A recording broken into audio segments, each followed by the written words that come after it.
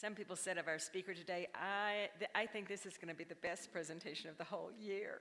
So having been to the Mask Museum, which Bill LeVasseur owns several times, I can say they're probably pretty close to the truth, you know, depending on your perspective. So here we go. Masking is a universal phenomenon. Masks generally are used to protect, to symbolize social status, to exalt, to mock, and to amuse, permitting the wearer to become an actor on the stage of his or her dreams, to act out fears, to act out fantasies of repressed convention, etc. Masks serve as vehicles through which tensions are relaxed, dilemmas are resolved, social taboos are bridged, and lines of communication are established. The Mask Museum of San Miguel de Allende offers a unique glimpse into traditional Mexican culture that documents indigenous ceremonies and all their customs. All the masks in the museum have actually been worn by authentic indigenous dancers. There are 656 masks in this museum, every one of which Bill has gone out, found, curated, photographed, and preserved. Our presenter, Bill, will share with us today another face of Mexico, and we will learn more about our beautiful adopted country. Please help me welcome Bill LeVasseur.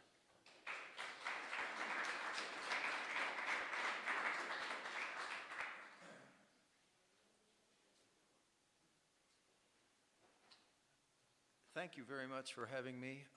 I love being had. That was a very generous introduction, and I'm going to try not to disappoint you. I'm going to start my little talk today by showing you a 2-minute film of the Mask Museum. Just a walk through the Mask Museum, which I shot on my iPhone, so apologies for that. Show of hands, please, who has seen the mask collection, the Mask Museum? Okay, good, good. By the way, there are masks that I put around on the chairs. Those are not placeholders for absentees. Those are for you to look at, fondle, pass down, pass around, put them on and dance if you'd like. But those are just examples of the masks that are in the collection. So let's run the video, and then I'll talk to you for a while.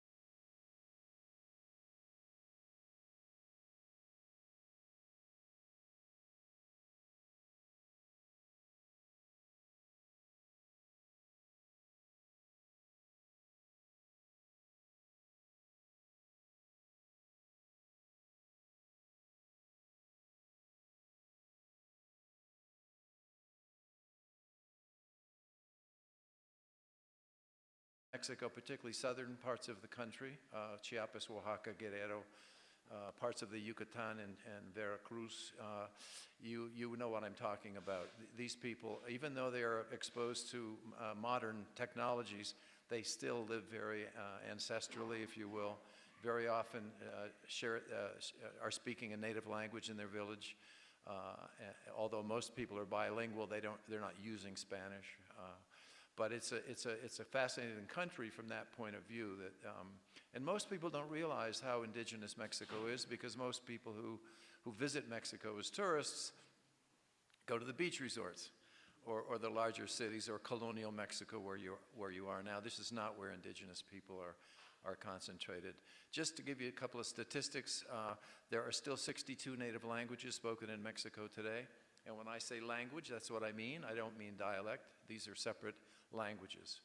A linguist defines a language as a form of speech that is mutually unintelligible from another language.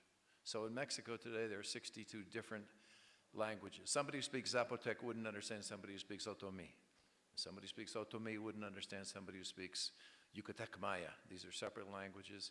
Probably about 300 languages when Cortez arrived 502 years ago. We're down to 62 now. And 12% of households, according to the census, when asked the question, ¿Cuál es su nacionalidad? What is your nationality? Respond by saying, somos nahuas, o mi familia es yaqui, o nosotros somos amuzgo, o yo soy. They don't identify as being Mexican because they have a stronger sense of identity with their subculture or indigenous group than they do with being Mexican. They're Mexicans, but when you ask them what their nationality is, they don't say I'm Mexican. It's fascinating in that respect. So that's this background noise for the mask talk. But I have been fascinated with this aspect of Mexico simply because I was fortunate enough to meet this anthropologist gentleman who he became my mentor. So masking. Masking was a very common activity in all of Mesoamerica long before the conquest. Masks were used by shamans or spiritual leaders designated in a society to reach out to the spiritual world to bring a spirit for particular reasons to the temporal world for an outcome. And the outcomes typically had to do with the agricultural cycle. So a good example, if you were planting crops in the springtime and you wanted it to rain, the shaman would mask as the rain god or the sun god or the god of the earth, right, in a ritual. Which these rituals, by the way, are described in the chronicles that were sent back by the Spaniards back to Europe, right? Masking was observed as a very common behavior. Masks were also used to help families and clans deal with life passages, birth, death, marriage, and the most significant life passage here in this part of the world was the transition from adolescence to adulthood, both for young men and young women. So the spirits were invoked through the shaman, the priest, or whatever they called themselves back then. So masking was a very, very common activity. By the way, I lecture frequently at universities, mostly to my audience is typically grad students of social cultural anthropology. And my presentation is about 50 minutes. What you're going to get is the Cliff Notes. You all know Cliff Notes. How I got through college, Cliff Notes? Those Cliff Notes, yeah. So you're getting the condensed version. And I'm actually looking forward to the Q&A because that's when I have the most fun making up answers. No, seriously. And I'm going to try to live a nice chunk of time for Q&A, and I'm going to get a cue from right here at 20 minutes in to stop talking, right, and start taking questions. So masking was a common activity observed by the newcomers, the Spaniards. Of course, the Vatican, in the face of the Protestant Reformation, had just sent over the Dominicans and Franciscans and Augustinians to replace the souls they were losing to Luther. You know that Cortez sailed from Cuba in 1519. Martin Luther posted his theses on the door of the church in Wittenberg, Saxony in 1517. So this is an interesting historical coincidence. The Vatican is losing parishioners rapidly in Europe. You know Luther's issue with the Catholic Church, selling indulgences. You could prepay for your sins if you could afford it. And so the commoner in Europe sparked to Luther's message quite quickly. The Vatican's losing parishioners rapidly in Europe. Calvinism, by the way, started in 1536 in Switzerland, so it all happened about the same time. At the same time, this hemisphere is being discovered by explorers, right? And chronicles are being sent back to Europe reporting on this huge swath of humanity here, millions of human beings who'd never heard of a guy named Jesus. Or as they say in Texas, Jesus. Jesus. And so the Dominicans and Franciscans and Augustinians were sent over here right away to evangelize, to think of it as a soul replacement strategy, right? Interesting historical coincidence. So here are the friars here to convert the natives to teach the basic tenets of Catholicism, the 10 Commandments, the 7 sacraments, and they had a problem. They couldn't communicate with the audience that they were here to convert. They didn't share a common language. And the friars, fortunately for us today, recognized the importance of masking as a behavior amongst the native population and started making masks to represent characters in Bible stories in order to teach the Bible story through theatrically, right? So as a consequence today, if you fast forward 500 years to today, since the conquest, there are thousands of villages in Mexico. I'm not exaggerating. Small communities in indigenous parts of Mexico during Christmas, Easter, Carnival, Feast of the Holy Cross, Feast of the Assumption, Corpus Christi. These are big dates in the Catholic calendar. If you're anywhere near these villages, you're going to witness a fiesta, right? And the fiesta will include the reenactment of that story with masks today. The natives adopted this behavior themselves going back 500 years and started doing these biblical reenactments today. There are 2 other dates in the calendar that aren't Bible stories, but they're important opportunities for fiesta. Of course, it's Dia de los Muertos. It's a very important celebratory day in all over Mexico, particularly in indigenous villages. And the date that's uniquely Mexican is the feast day of the Virgin of Guadalupe, which we're going through right now. If you hear the fireworks at 4 o'clock in the morning, that's what's going on. We're celebrating the Virgin of Guadalupe. So there are literally thousands of villages today where they continue using masks to reenact Bible stories. Masks today are also used to reenact historical events. The dance of the Conquista, the Danza de la Conquista, where Cortés and the conquistadores are having a mock battle with Montezuma and the Aztecs, right? Incidentally, Montezuma we say, I don't know why, Montezuma. It's actually pronounced Moctezuma or Moctezuma. That's how it's spelled, by the way, M-O-C, Moctezuma. I don't know why we say Montezuma. I guess we're trying to ward off stomach ailments or something, I don't know. That's free, by the way. I'm not charging for that information. So, Moctezuma. So masking is a very important behavior. Pass these masks around, by the way. That's this one here. Show it, show it. That's a girl I dated in high school. Yeah, yeah. That's Diane. Yeah. So there are religious reenactments, there are historical reenactments. The other significant historical reenactment is the reenactment of the Battle of Cinco de Mayo on May 5th. You recall that the French were coming in from the coast, having sailed from France militarily to reclaim their debt from the Mexican government, right? In 1862, and they were defeated by a group of Mexican forces in the mountains of Puebla, in a village called Zacapuatzla. That's not on the quiz, don't worry about it. And that became a legendary, heroic feat by the Mexicans.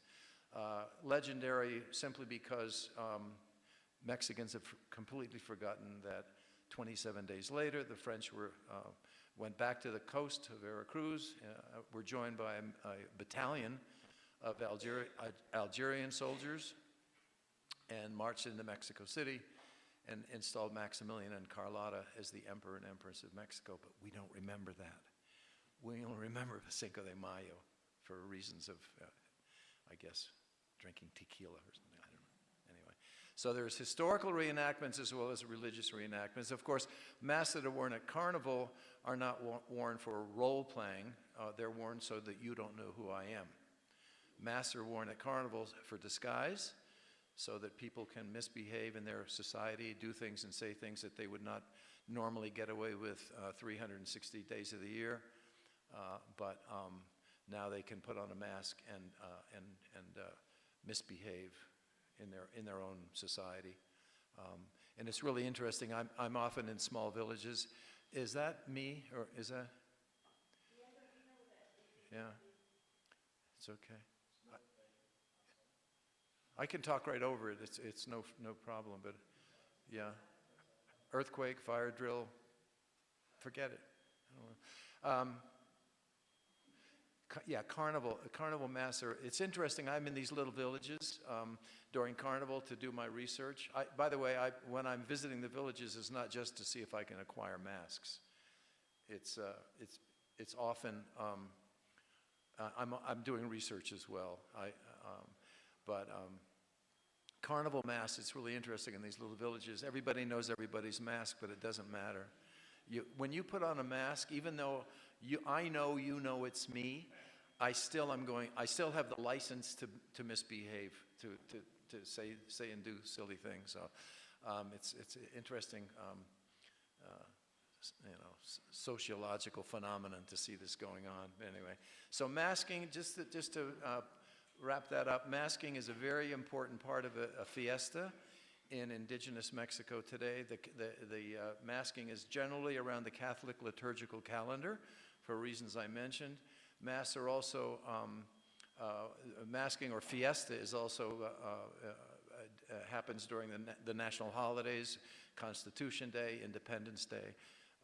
And these are times for fiesta. So I've been traveling all over the country for 35 years, initially with my mentor, who passed away about 15 years ago, and I continue to do research. The museum is completely curated in English and Spanish. I want to encourage you all to come visit or revisit if you haven't already. I have business cards here with my phone number.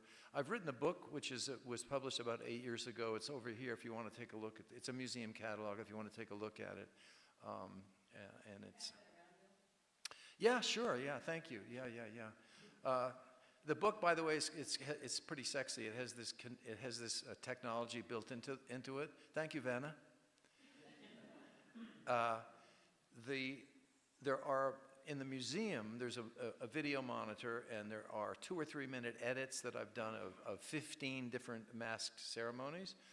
And if you have a book, and I'm not trying to sell you anything, but if you have a book and you download an app on your phone or your tablet or your pad, it's a facial recognition app. It's called Reality X2. You download the app from the App Store. It's free. And then you can tap the icon on your phone or your tablet or your pad. Point your phone to 15 different pages in that book that has a little icon on the bottom of the page. And your phone it's facial recognition. Your phone is recognizing the mask and downloading the video. It's called facial recognition. You're all familiar with it if you've ever gone through immigration. Right? So the publisher of the book in Santa Fe, New Mexico added that feature the last time I had the book printed. So in fine bookstores everywhere. No. At the museum. I can also send you, in the United States, I can send copies from the publisher direct to addresses in the United States. But it's sold at the museum. I'm not trying to sell you anything. The sale ends in 3 minutes. Attention shoppers. No. I kind of glossed over I've traveled. Again, when I came to Mexico 35 years ago, I knew nothing about this. It happened to me. I just happened to meet this gentleman who happened to be a mask collector, who happened to be a professor of anthropology, who happened to be sharing of his time and knowledge with me. And as I had a terrible stereotype of Mexico when my company said we're going to send you to work in Latin America. and the family and the furniture, well, you'll be living in Mexico City. I was like, oh God, you know. And boy, was I surprised. As John Lennon says, life is what happens to you when you're making other plans. This happened to me. I wasn't seeking it out. When I lecture at universities, I make very sure that the audience understands that I have no academic credentials at all. I've never taken a course in anthropology. But I fool a lot of people into thinking I have something to say to grad students of social cultural anthropology. I didn't explain all the different types of ceremonies, but it's the museum. If you please come and visit the museum, it's all explained in text and video, a lot of photographs. There's mannequins in the museum you saw of the complete outfits of ceremony. I'm ready to take questions, I think. If anybody wants to fire away, yeah. Yes? One again that went through my mind right away is how do you get the mass? Yeah. Is there a monetary exchange? That's a very good question. I have come back from a lot of trips without masks. I consider a trip successful if I'm able to do research. I do what I call amateur ethnographic research when I'm in the villages. I interview the performers, I interview mask makers, and my very best source of information to understand the ceremony are the elders. I try to have conversations with the oldest people who are willing to talk to me. And masking is, masks that are used in performance are typically part of a family. And if I hear that in a conversation, I wouldn't buy the mask. I hear frequently, no la vendo, era de mi bisabuelo. I would never sell this is my great-grandfather's mask. Or 2 years from now, my son is going to turn 14 and he's going to be able to use this mask, and my wife would kill me if I saw, that kind of thing. And you have to respect that. These masks are, I guess you'd call it an heirloom within a family, passed down generation to generation. So frequently, I hear that in a conversation, but then they'll tell me there's 2 more masks at the house that we don't use anymore, and come with me or wait right here, I'll bring them, I'll show them to you. And very often, the word gets out in a small village, there's a gringo who speaks Spanish who wants to buy masks. So people come up to me sometimes and say, "Cuánto me da para mi máscara?" How much you give me for my mask? And generally, those people are engaging me for their own entertainment. They're not really serious about selling a mask. But I have, again, come back from a lot of trips without masks. But when they are willing to sell a mask, that's when the Mexican standoff happens. How much you give me for my mask? Well, no, how much? It's your mask, right? Yes. You just told me you want to sell it. Yeah, yeah. How much do you want for it? Well, how much you will give me? Well, it's your mask and you want to sell it. Mexican standoff. And I'll very often start and walk away, and I'll hear a number in the sky, Right. I do not bargain for masks. I do not negotiate for masks. I used to travel with another collector, not my mentor, but another collector, who would he disregarded that idea that a mask belongs in a family, and so he would, the person would say, "No, this is my grandfather's mask, and Carlitos, my son, is going to use this next year," and he said, "Then I'll give you 1,000 pesos for it." No, sir, I can't sell it. It's my wife would be upset. Then I'll give you 1,500 pesos for it, and that used to really. There's a French expression for it. It's called piss me off. It's used to piss me off. Yeah. So but that's generally how it happens, in a negotiation. Yes, sir. Fascinating presentation. Thank you. Thank you. Are the masks still being created today by the younger generation, or are the only masks that are available that were created many, many years ago by elders and are passing through families, or are they still being made? Fortunately, everybody heard the question. Is this still a behavior that's going on today contemporarily? Yes, it is. there are still thousands of villages in Mexico that I haven't been to yet, that where during their fiestas they're using masks to reenact Bible stories or historical events. So it's alive and well, but like, anybody see Wade Davis's presentation at the Hotel Casona a few months ago? Wade Davis? He is I know him. He came to see the collection. I was flattered. He wrote a book in 2002. He's written many books, but the book he wrote in 2002, he came up with this concept of the ethnosphere, that we live in the world is made up of different ethnic groups. The reason we travel, if we have the means to, is to experience a different culture, right? People who in Columbus, Ohio, don't go to Cincinnati on vacation, right? You go, right? And so if we have the means, the reason we enjoy the world is because we like to experience different cultural experiences, right? And that ethnosphere that makes up the planet, like the biosphere or the stratosphere, the ethnosphere, is being homogenized. We're losing culture, we're losing language. Wade Davis says we're losing, according to the World Health Association or UNESCO or whatever his source, we're losing a language as he would say, every fortnight, because he's Canadian, right? We're losing a language, and the language, of course, is the most significant marker of culture. So it's gradually eroding. It's accelerating. That erosion is accelerating thanks to advances in technology and transportation. So we're shrinking our ethnosphere, all right? But still, it's very alive and well in Mexico. I'm not worried in my lifetime or my kids' lifetime or their kids' lifetime or their kids' lifetime or their kids' lifetime not being able to go to a place in the world that you would find fascinating because it's culturally different, right? But eventually, we're all going to wind up living in Madison, Wisconsin. Sorry. But here's the good news. We're going to destroy our biosphere first.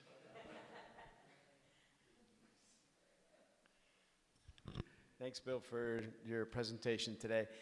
So last night I watched the Netflix special, first two of this thing called Ancient Apocalypse, and talks about how the cultures actually goes past way back like 12,000 years. Yeah. What's your oldest mask that you have, and what's your take on that whole thing going back? I've watched most of the series. I think I'm up to 6 now or 7 or something. He's pushing that gentleman, whatever his name is pushing he's trying to drive a square peg into a round hole, but good, nice try, and the visuals are great. You know, I had no idea that there was a pre-Columbian ruin in Ohio. Anyway. Yeah. All my masks are post-Hispanic. They're masks that were worn by indigenous populations before the conquest were destroyed by the friars. They were considered to be the wrong gods, right? They were forbidden to be used. In the museum, there are two, I did archival research at the University of Texas, and I found in the archives two I guess you call them edicts, or one was by the Catholic Council in 1555, and another by the viceregal government in 1741, forbidding the use of masks by the native population, forbidding them to use their masks. It was okay to use the friars' masks, right? The biblical characters, but yeah, it's the oldest mask in my collection is about 230 years old, and there's really no way to know. The mask makers don't put a date in the mask, and you can't do paint analysis. A mask could predate commercial paints. By the way, Sherman met Williams in Cleveland in 1857. This is important. You got to know this. This is important to know. Commercial paints have been around for a long. A mask could be older than that, but it could have been repainted last year. So there's no way to know how old a mask is. I tend to naively believe what the person tells me. If they tell me it's the mask that I represent as being 230 years old, I simply believe the story the person told me 30 years ago when I bought the mask. I extrapolated from his story that the mask would have been a couple hundred years old. But I have masks that are probably, a lot of them that are over 100 years old, but these are all post-Hispanic, nothing pre-Columbian. Masks that were worn by indigenous societies by shamans were made of wood, leather, plant fiber. Had they been hidden away from the eyes of the newcomers, they would have decomposed. In anthropological museums, things that we instinctively call a mask because it's a face, eyes, ears, nose, mouth, right? We call it a mask because it's a face. It's made out of stone or jade or turquoise or obsidian or conch shell. Those are never worn by anybody. They're flat, they're heavy, there's no holes here so you could attach it, right? Many of them have eyes but no eye hole, so you could hurt yourself if you tried to wear it, right? Those aren't masks, those are idols. But we instinctively call them a mask, and they're pre-Columbian. They're right? They go back, who knows, thousands of years perhaps. Any other questions for me? Yeah. Hi, like everyone else, thank you for a really interesting presentation. What, if any, is the relationship between the rich history of masks among the indigenous peoples that you kind of represent and the Mexican wrestler mask genre? Yeah, none. None whatsoever. I've always thought that the Mexican wrestlers were like the Mexican version of superheroes. What happened in the 30s and 40s in Hollywood, I don't know how old you are, but I'm 80 years old. And when I was a kid going to the movies on Saturday, the feature film would be preceded by a couple of shorts, Rocket Man, Superman, Batman. These are produced by Hollywood in series, right? So they get you to come back every Saturday to find out how Rocket Man is doing. And the Churubusco Studios in Mexico City at the same time started producing these hero episodes, right? And men, you can just imagine in a typical family, the man wants to earn a little bit of extra money. He's a cab driver maybe, or works in a restaurant or something like that, and he wants to make some extra money, and he doesn't want the world to know he's a wrestler, right? So he adopts a persona, puts on a mask. They're tied back here.